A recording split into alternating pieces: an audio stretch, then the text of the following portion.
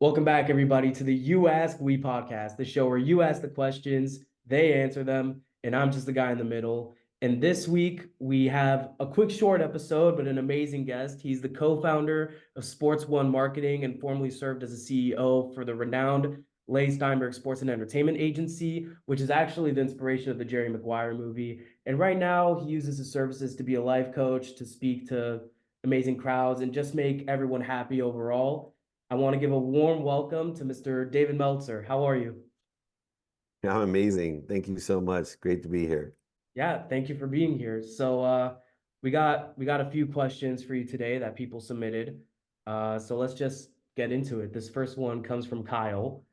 He wants to know, how did you discover your passion for life coaching and helping others in their personal and professional growth?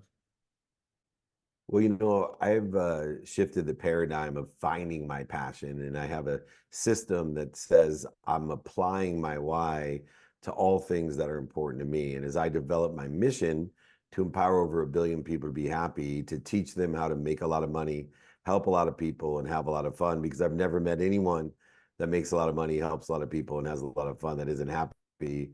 When I realized my mission and the timing and risk tolerance in alignment with that mission, I looked at my life in a different way. Instead of searching for that why, and I started to realize I am.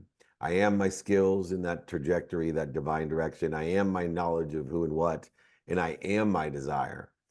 What am I doing to interfere with it? So the paradigm shift, the perspective shift of understanding that whatever we want to do, we are not in search of our why. We're not in search of our purpose. We are looking to see what we're doing to interfere with it. And therefore, it's a confirmation of the wisdom and faith that we have in our life, that we live with something bigger than us, an omniscient, all powerful, all knowing, infinite, abundant system, protecting, promoting, and loving us more than our mom. And therefore, I live my life by applying my why and living in I am. That's wonderful. So just applying your why, basically like giving yourself a reason to wake up in the morning, pretty much, in a sense, right? Yeah, well, you need faith. With faith, you'll always be able to apply that faith, apply that why, live in spirit, not interference. That's amazing. That's beautiful. So this next question comes from Ashley. She wants to know if you can share a defining moment or experience that influenced your approach to life coaching right now.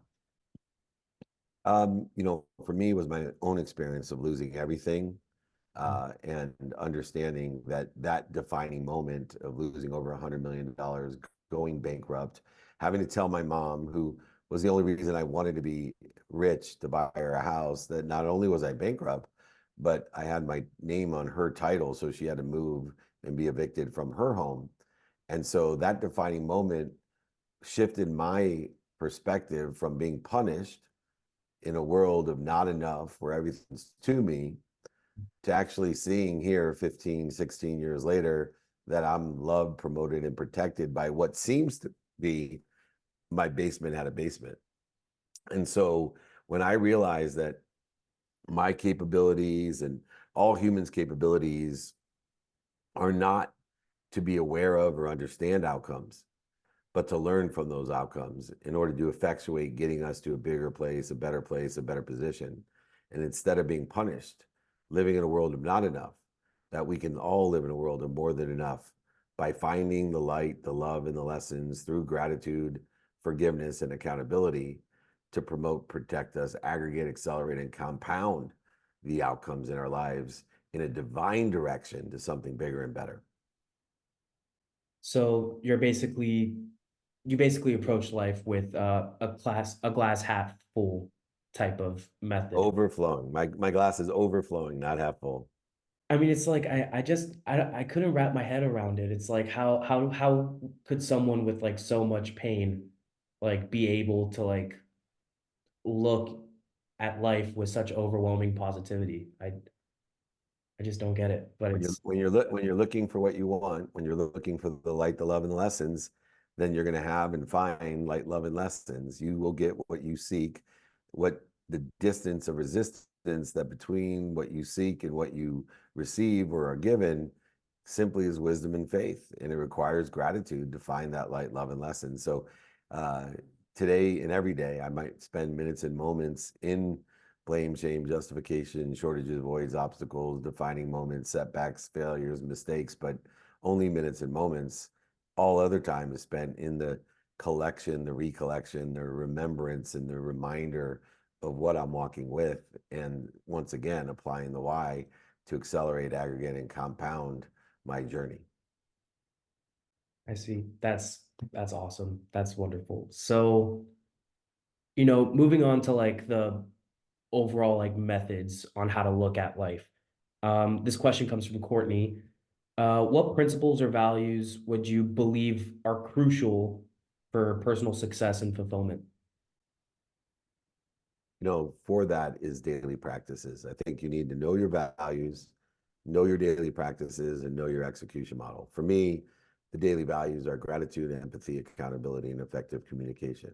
The daily practices I utilize to be able to illustrate those to do, say, think, feel, and believe in a divine direction is knowing what I want, knowing who I can help and who can help me, knowing how best to utilize the 24 hours that we're guaranteed every day, except for the last day of our life, to prioritize.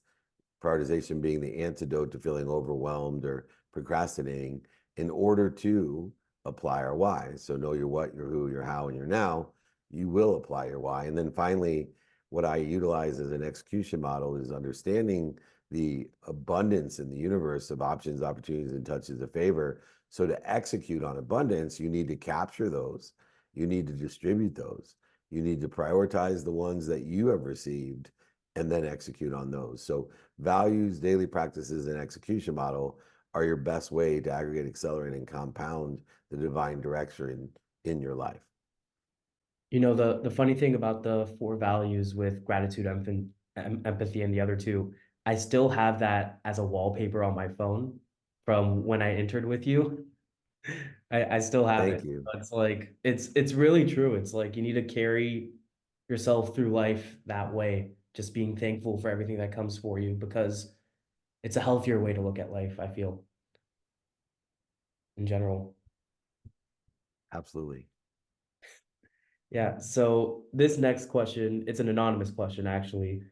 Um, how did you how did you get into a position to meet famous athletes such as Dr. J and Kareem? Well, I mean, originally I met those two by being a ball boy for the San Diego Clippers way back when in San Diego. The Clippers were practicing at the San Diego Jewish Academy, and my mom was close friends with the director of sports there.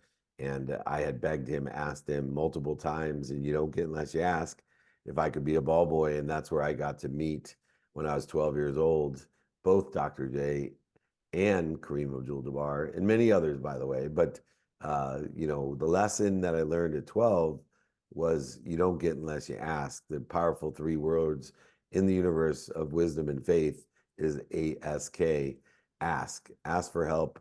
The fastest way to get to where you want to be is find someone that's there and ask them for help. Mhm. Yeah, and it's like I gotta say, it's like especially coming from like someone who's really interested in sports law and something that I'm personally curious about it myself. I feel like that industry as a whole is very connections based. Like, yeah, you have to ask them, but it's like it's really a lot about who you know. Would you agree with that? Well, I think it's more about how to build a community of people who you know.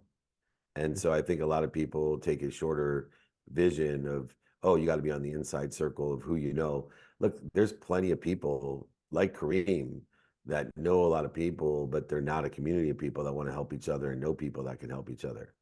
And so what I would suggest is if we build a community of people that want to help each other, know people that can help each other, they will buy for you and sell from they'll buy from you and sell for you. It's the community that makes the connections. It's not being placed in the connections that's going to establish the connection, grow the connection, and thrive the connection. So you're saying basically it's not enough to just like go up to someone and be like, "Hi, my name is this and that." You want to like legit build friendships. That's like the best way. to get into. Yeah, you got to find out what it help you with, and do you know anyone that can help me? And note that the only two ways to derive value is to give people what they like, or more of what they like, or take away what they don't like, or some of what they don't like. And in order to do so, not only do you have to be credible, but you have to create an emotional connection to know what they like and don't like, and then be able to help. And so that's how we build community of people that will buy from us and sell for us. Yeah, that makes a lot of sense, actually. Yeah.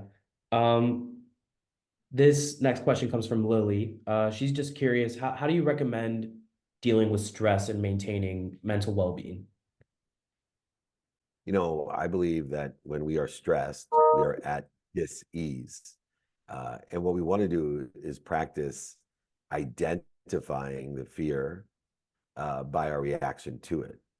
And so when we are at dis-ease, our minds, our bodies, our souls are on fire. And so when you're on fire, you need to stop, drop, and roll. So what I want you to do next time is, you don't need to explore why you're afraid, but identify the reaction to fear. Do you have a need to be separate, a need to be right, a need to be offended, a need to be inferior, a need to be superior, a need to be anxious, frustrated, angry, guilty, resentful?